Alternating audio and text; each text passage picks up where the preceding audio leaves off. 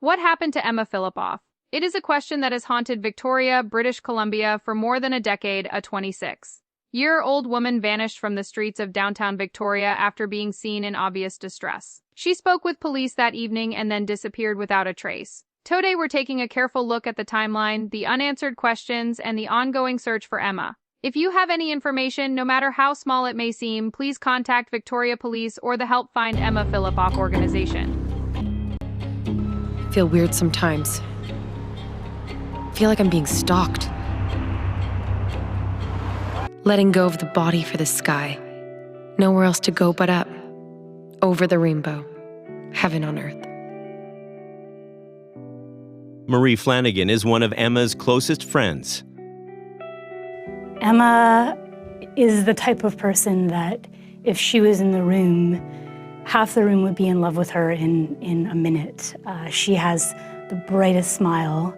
She's very quiet, but is also constantly laughing. So there's something about her that draws you in. She has that spark. Her sister Ellen Flanagan remembers the joy of simply being with Emma.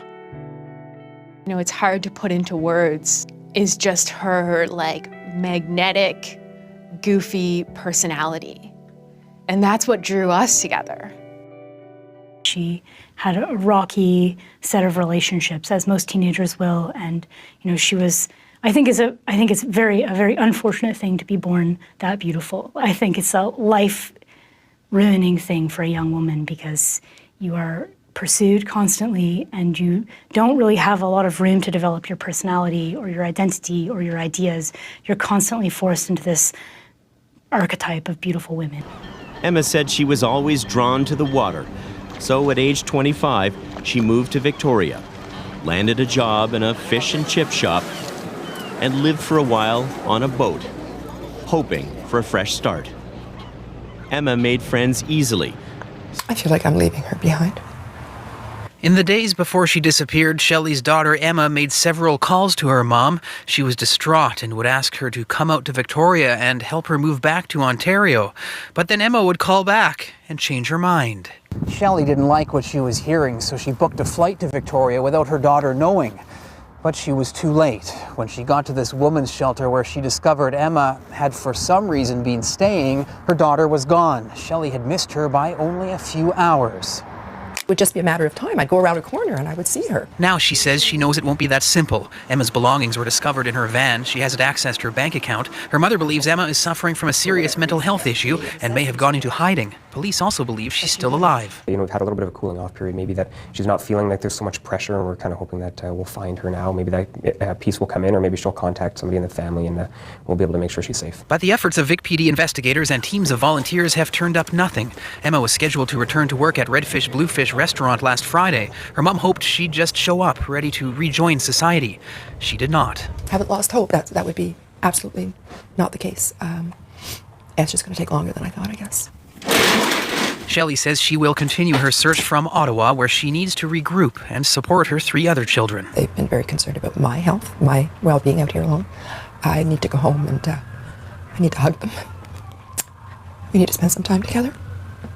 Welcome to Vancouver's downtown east side. For decades, this neighborhood has been known for deep poverty, homelessness, addiction, trauma, and survival. It is a place where people can disappear into the crowd, where one face among thousands can be seen one day and gone the next. During the years EmmaFillipoff has been missing, several people have come forward saying they believe they may have seen her here on the downtown east side. None of these sightings have been confirmed. But for Emma's family, every possible sighting matters. Every report raises the same haunting question. Was Emma here? Was she alive, walking these streets while the world was still searching for her? Emma vanished from Victoria, British Columbia in November 2012. She was young, vulnerable, and possibly in distress. And since that night, her case has remained one of Canada's most heartbreaking missing persons mysteries.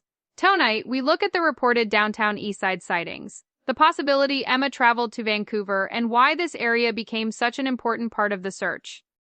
One lead that attracted particular attention came in 2014 when business owners in Vancouver's Gastown reported a disturbing encounter. A man tore down one of Emma's missing person posters and allegedly claimed she is not missing. "She is my girlfriend." Security cameras captured images of the man, but despite years of investigation, he has never been publicly identified. Police continue to regard him as someone they would like to speak with because of the unusual circumstances surrounding the incident. Green shirt guy captured on surveillance footage in Vancouver. This unidentified man remains the focal point of public appeals. Emma's mother, working alongside forensic artist Hugh Morrison, released composite forensic imagery to determine his identity.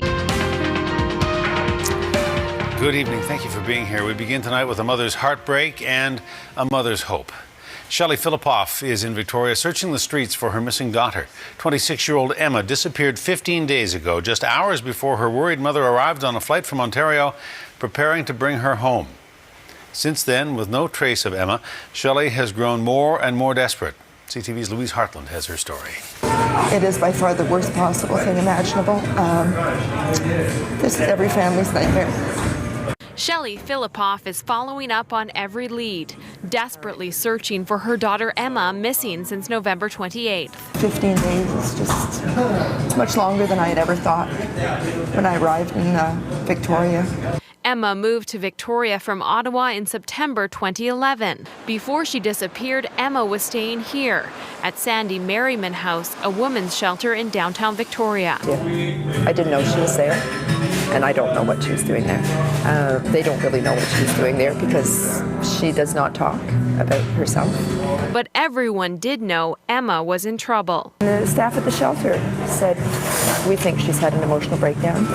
Certainly the phone calls to me indicated someone who wasn't well at all. In the days before she went missing, Shelley got a number of calls from her distraught daughter, asking her to come out and help her move back to Ontario. But within hours, Emma would call back, telling Shelley not to come. But mother's intuition told her she needed to. Without telling her daughter, Shelley boarded a plane. When she got to Victoria, the shelter said Emma was gone. She'd left just hours earlier.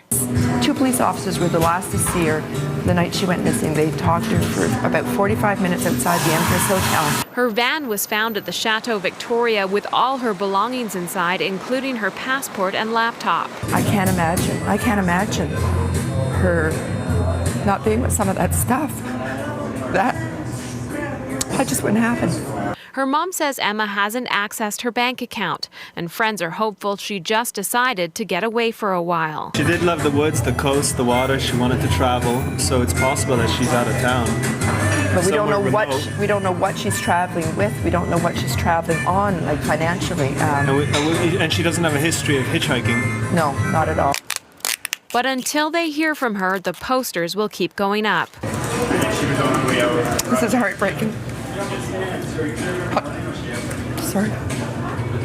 Not just for me, but for anybody who's going through this. There's so many people that love Emma.